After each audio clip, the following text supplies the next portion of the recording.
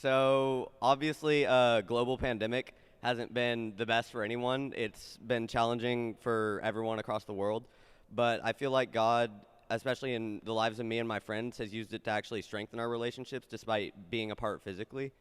Um, so as quarantine started and we were all like in our homes and not allowed to go out anywhere when the governor declared it, we couldn't ever see each other or do the things that we were used to doing. And I'm going to be a senior this year, which was really challenging for me, thinking about how there's only a year left of me and my friends here in Dallas being able to hang out physically, and we couldn't really do that. But what ended up happening was that all we could do was text each other or FaceTime, and when we FaceTimed, there was nothing we could really talk about. There were no sports games or anything that we could talk about that we normally do. There was no activities that we couldn't like go to the movies, go eat or anything. So we just ended up asking each other like, how's life going? How's quarantine been? And the answer obviously wasn't fun. It was, man, it's boring. This is tough. And just we were talking about how challenging it was to be facing this, especially when we only have a year left here, and that was really weighing on all of us. And that wasn't fun to have those conversations, but it was really necessary, and it was with people that wouldn't necessarily always happen with in my friend group. The people that didn't necessarily always have a relationship with God or deeper problems, because we're seniors in high school, there's not a ton going on for everyone that's deep problems. We still ended up having conversations that went beyond how's the game or stuff like that.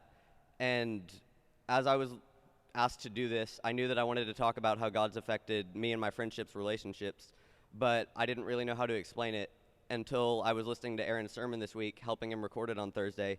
He referenced Hebrews 10:24 when he was talking about Romans, about encouraging one another and spurring each other on towards love and good deeds.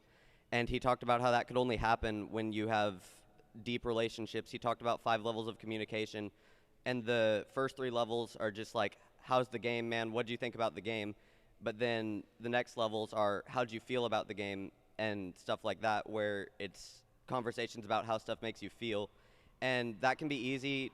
That can be an easy conversation to have with people when you can see that they're having problems or you're having problems and you need to talk to like maybe a friend or two or your parents or something. But it doesn't necessarily always happen with all of your friends. But throughout this pandemic, it ended up happening with all of my friends because we were all having a challenging time. And that's not necessarily, that wouldn't sound like the best thing to all be talking about our problems. That doesn't sound fun.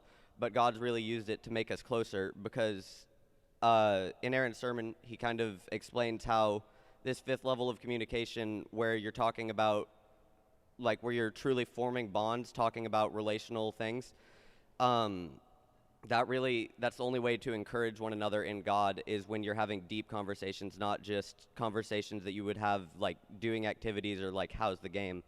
And this hasn't been fun for anyone, but for me, especially being a senior and with my friend group, we've gone into this year talking about not so fun stuff, but it really has made us appreciate all the things that we normally have, and it has made us closer and have real relationships that we didn't necessarily have before with everyone in our friend group.